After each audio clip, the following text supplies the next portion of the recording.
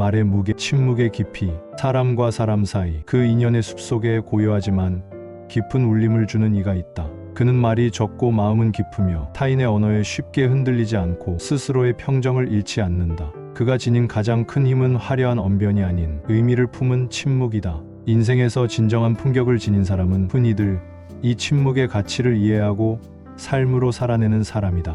이 침묵이란 어색하거나 할 말이 없는 공백의 상태를 의미하는 것이 아니다.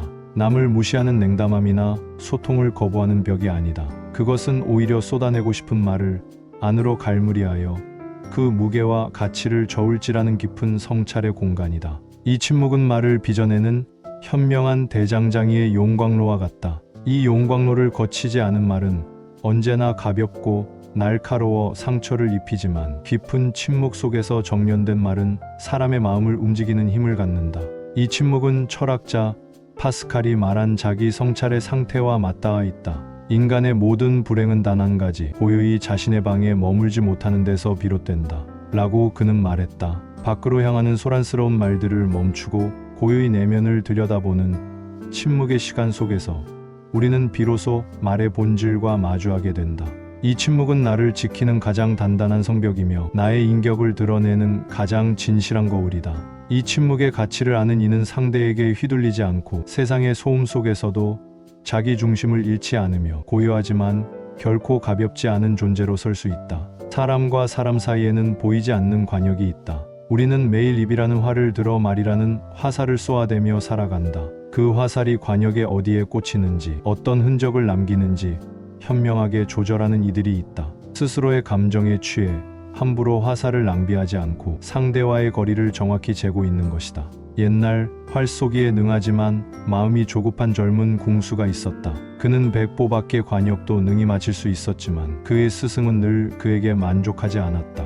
어느 날 젊은 궁수가 스승에게 물었다. 스승님, 저희 활솜씨는 이 나라 최고라 자부합니다. 그런데 어찌하여 늘 저를 꾸짖으십니까? 스승은 말없이 그를 깊은 산속의 폭포 앞으로 데려갔다. 세차게 쏟아지는 물보라 속에서 작은 나무십 하나가 아슬아슬하게 흔들리고 있었다. 스승이 말했다. 저 나무십을 맞춰보아라. 젊은 궁수는 자신만만하게 활을 당겼다. 하지만 세찬 바람과 물보라의 화살은 번번이 빗나갔다. 숨이 턱까지 차오른 그에게 스승이 고요히 말했다. 진정한 명궁은 활을 잘 쏘는 자가 아니라 쏘지 않아야 할 때를 아는 자이다. 너의 마음이 폭포수처럼 소란스러우니 너의 화살 또한 갈피를 잡지 못하는 것이다. 활을 내려놓고 먼저 너의 마음을 다스려라. 바람이 멎고 물보라가 잠잠해질 때까지, 즉 너의 마음이 고요한 호수처럼 될 때까지 기다려라. 진정한 힘은 활 시위를 당기는 팔에 있는 것이 아니라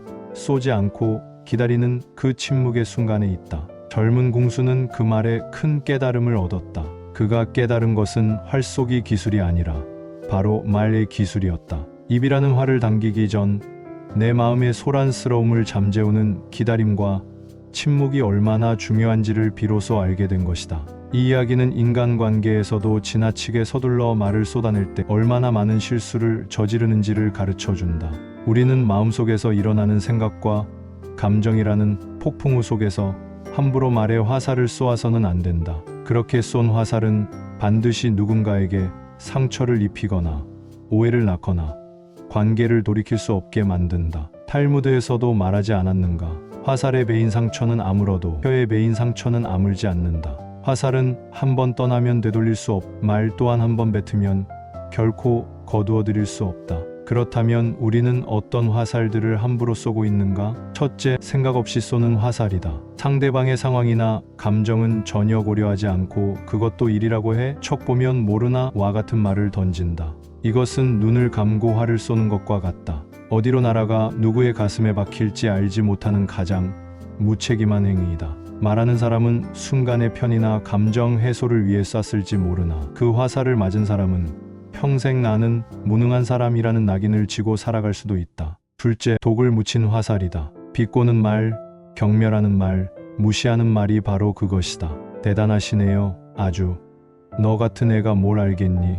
와 같은 말들은 칭찬이나 충고의 탈을 썼지만 그 끝에는 상대를 조롱하고 깎아내리려는 악의의 독이 묻어있다.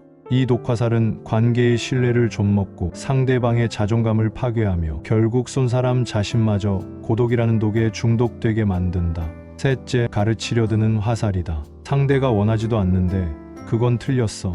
내가 정답을 알려주지. 내 경험에 비추어 보면 말이야 라며 높은 곳에서 아래를 향해 쏘는 화살이다. 진심 어린 조언과 자신의 우월감을 확인하려는 가르침은 하늘과 땅 차이다. 이러한 오만한 화살은 상대방을 미숙한 존재로 낙인 찍고 대화의 문을 닫아버리게 만든다. 고대 그리스의 철학자 소크라테스는 내가 아는 유일한 것은 내가 아무것도 모른다는 것이다 라고 말했다. 진정한 지혜는 알물 뽐내는 것이 아니라 모름을 인정하는 겸손에서 시작된다.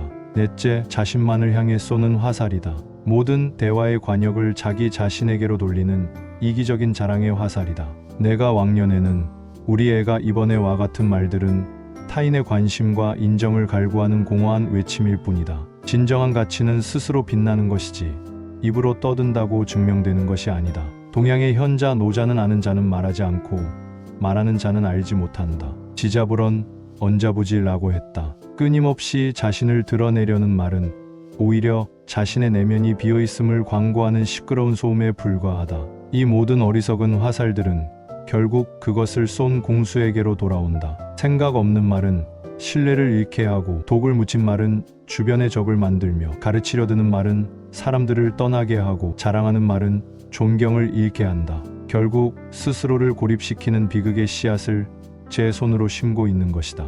그렇다면 어떻게 해야 현명한 공수가 될 수 있을까? 그 비결은 활을 쏘는 기술이 아니라 앞서 말했듯 쏘지 않는 지혜, 즉 침묵의 힘에 있다. 고대의 현인 피타고라스는 제자들에게 이렇게 가르쳤다. 둘 중 하나를 선택하라. 침묵하거나 침묵보다 나은 말을 하거나. 이것이 바로 우리 모두가 따라야 할 황금률이다. 입을 열기 전 스승의 가르침처럼 내 마음의 소란이 잠잠해질 때까지 기다리는 멈춤의 시간을 가져라. 그리고 그 침묵의 시간 속에서 소크라테스가 제시한 세 개의 문을 통과시켜보라. 첫째, 진실의 문이다. 내가 하려는 말이 과연 명백한 사실인가? 추측이나 뜬 소문은 아닌가? 둘째, 선의의 문이다. 이 말을 하는 나의 의도는 선한가? 상대에게 도움을 주려는 것인가? 상처를 주려는 것인가? 셋째, 필요의 문이다. 이 말이 지금 이 상황에 꼭 필요한 말인가? 이 말을 하지 않았을 때 더 나쁜 결과가 초래되는가? 이 세 개의 문을 모두 통과한 말만이 비로소 세상 밖으로 나올 자격이 있다. 대부분의 실언과 악담, 불필요한 소음들은 이 문턱을 넘지 못하고 침묵 속으로 사라질 것이다. 이 침묵의 과정은 나를 보호하고 타인을 존중하며 관계를 지키는 가장 지혜로운 방어술이다. 지나친 관심과 집착이 관계를 망치듯 지나치게 많은 말 또한 관계를 병들게 한다. 때로는 침묵과 무심한 태도가 상대방에게 나의 가치를 다시 생각하게 만드는 계기가 된다. 늘 모든 것에 답하고 반응하는 사람은 예측 가능하기에 쉽게 여겨지기 마련이다. 그러나 결정적인 순간에 말을 아끼고 침묵하는 사람은 그 깊이를 헤아리기 어려워 함부로 대하지 못한다. 이 침묵이 바로 나를 지키고 상대를 자연스레 내 곁에 머물게 하는 보이지 않는 힘이다. 바람에 흔들리지 않는 바위처럼 칭찬과 비난이라는 말의 바람에 쉽게 마음이 흔들리지 않는 사람이 되어야 한다. 누군가 나에게 비난의 화살을 쏘더라도 그것을 즉시 되받아치려 하지 말라. 그 화살이 날아와 박히도록 내 마음을 내어주지 않으면 그만이다. 부처님이 말씀하셨듯 다른 이가 내게 가한 상처나 비난은 물 위에 글씨를 쓴 것과 같으니 곧 사라질 것이다. 마음에 담아두지 말고 무심하게 흘려보내라. 타인의 평가에 나의 존재 가치를 맡기지 말라. 나의 존엄성은 타인의 입에 달린 것이 아니라 내 안에 고요히 자리 잡고 있는 것이다. 결국 우리가 지향해야 할 태도는 입이라는 활을 함부로 당기지 않는 것이다. 말을 쏘기 전에 먼저 마음의 활시위를 가다듬고 침묵 속에서 호흡을 고르며 관역을 향한 시선을 명료히 하는 것이다. 집착하지 않고 분별하지 않으며 감정의 물결에 휘둘리지 않고 관계 속에서도 스스로의 중심을 잃지 않는 것. 그렇게 고요하게 존재하되 그 침묵의 무게로 결코 흔들리지 않는 사람이 진정 강하고 품격 있는 사람이다. 당신의 입에서 나가는 말 한마디 한마디가 당신이라는 사람을 빚어낸다. 당신의 말이 곧 당신이다. 부디 당신의 말이 가벼운 소음이 아니라 깊은 울림이 되기를, 상처의 화살이 아니라 치유의 약이 되기를, 그리하여 당신의 침묵이 비어있는 공백이 아니라 지혜로 가득 찬 충만한 공간이 되기를 진심으로 바란다.